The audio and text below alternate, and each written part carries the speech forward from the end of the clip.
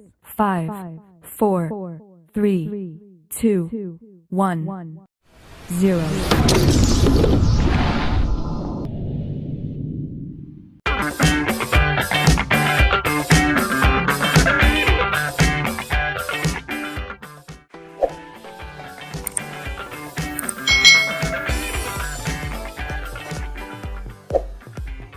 Hai. Selamat datang di channel YouTube Kak Citra. Apa kabarnya adik-adik semuanya? Kak Citra berharap kalian dalam keadaan yang baik, sehat, dan siap untuk belajar ya. Nah, hari ini kita akan belajar bersama-sama untuk mata pelajaran tematik kelas 4. Kita belajar di tema 4, berbagai pekerjaan, subtema 2, pekerjaan di sekitarku, pembelajaran yang kedua. Mari adik-adik kita belajar dengan penuh semangat. Pekerjaan apa yang paling baik? Bagaimana sikap kita dengan pekerjaan-pekerjaan yang berbeda? Adik-adik, menurut kalian apakah pekerjaan yang paling baik di bumi ini? Lalu, apakah pekerjaan itu tidak membutuhkan orang lain? Nah, kita akan pelajari apakah pekerjaan yang paling baik di bumi ini. Nah, bagaimana sikap kita dengan pekerjaan-pekerjaan yang berbeda? Pak Made adalah seorang pelukis. Lukisannya banyak dijual di galeri. Pak Made sering mendapatkan pesanan untuk melukis wajah atau bentuk-bentuk lain. Berbeda dengan Pak Made, Pak Tony adalah penjahit. Pak Tony menerima pesanan orang-orang yang ingin membuat baju. Meskipun berbeda pekerjaan, mereka berteman baik.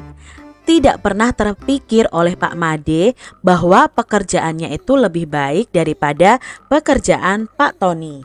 Begitu pula sebaliknya.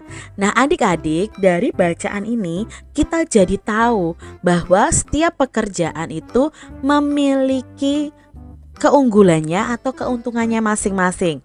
Contohnya kalau Pak Made tadi sebagai pelukis, lukisannya bisa dipajang di galeri.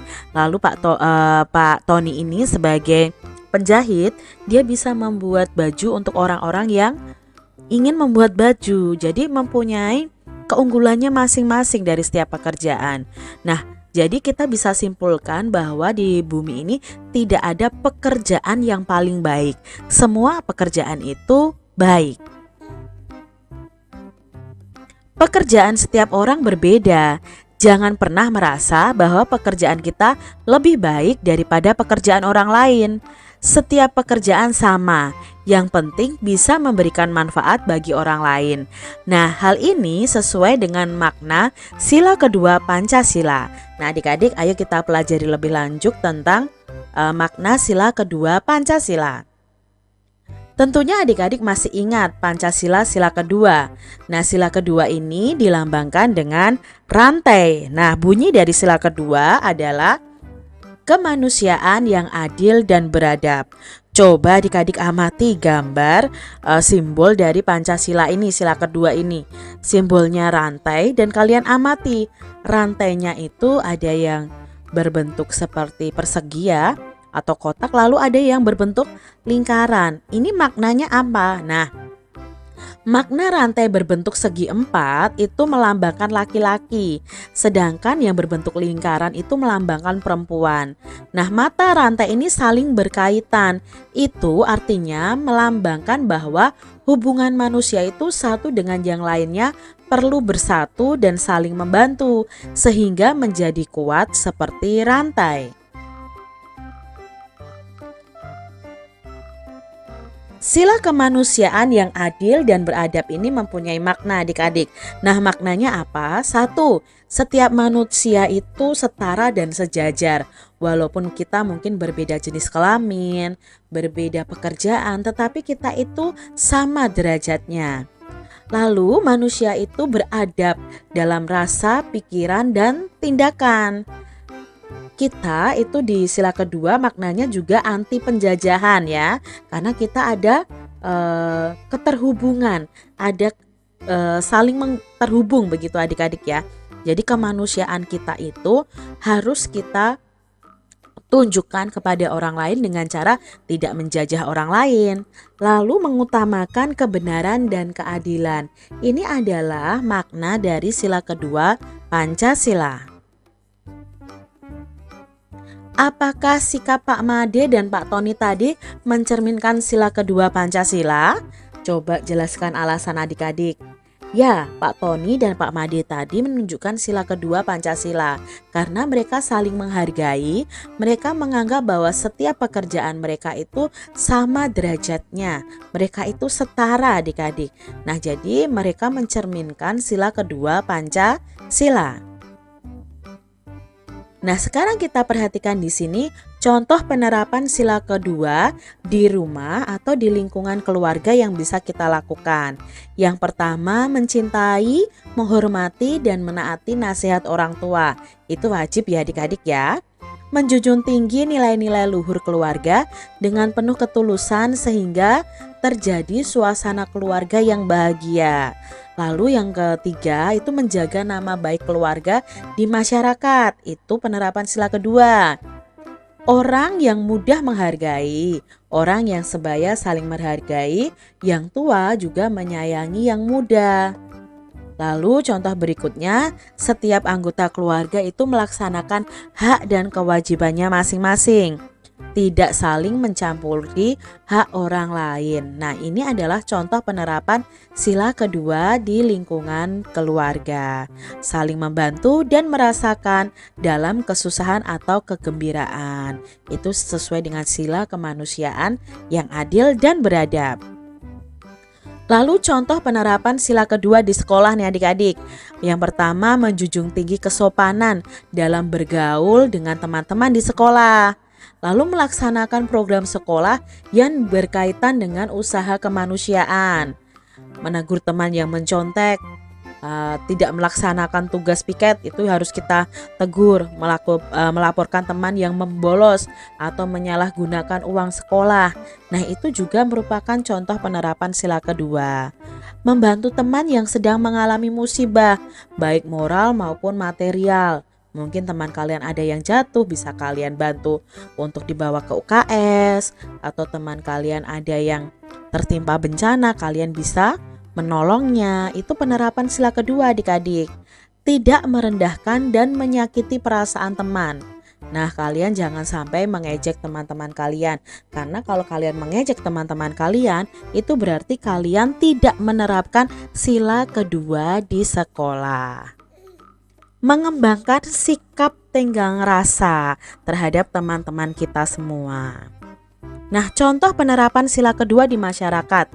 Yang pertama adalah membantu korban bencana alam, memberi sedekah kepada fakir miskin, tidak menyakiti dan memfitnah orang lain, meminta izin bila meminjam barang orang lain, berlaku sopan kepada orang lain, menjadi donor darah nih adik-adik. Ini juga salah satu penerapan sila kedua di masyarakat. Karena darah kita itu sangat bermanfaat bagi orang yang membutuhkan.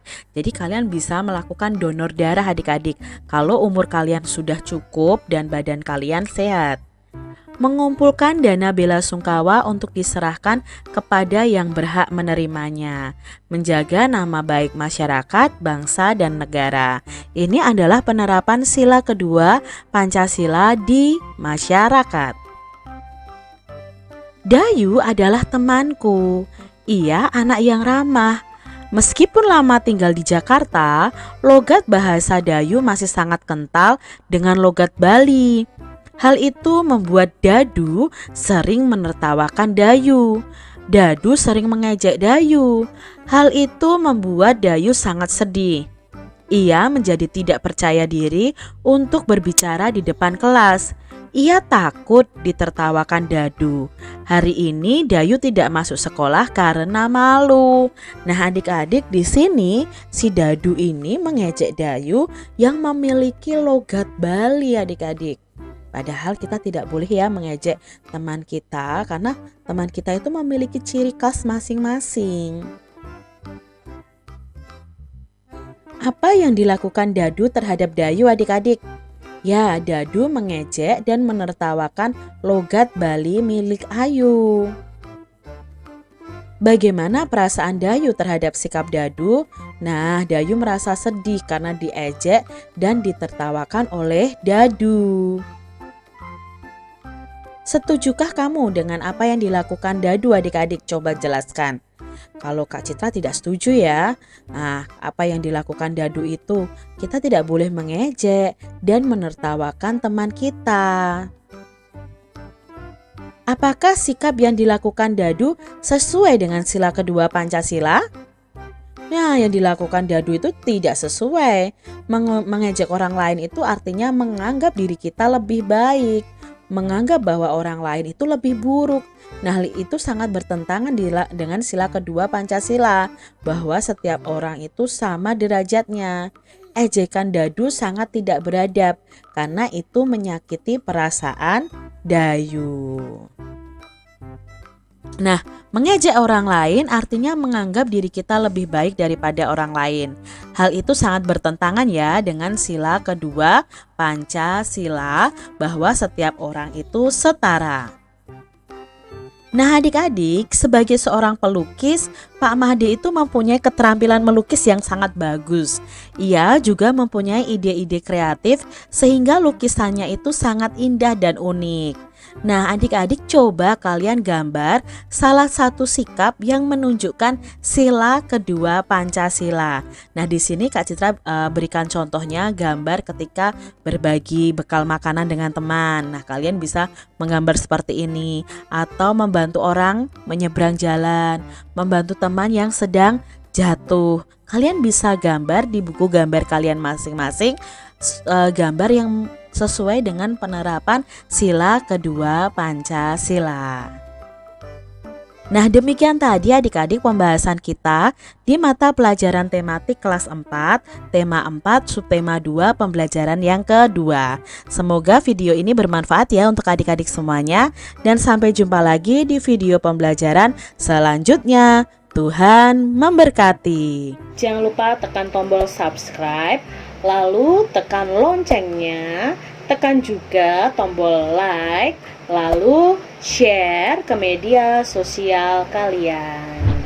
Jangan lupa untuk ikuti media sosial Kak Citra.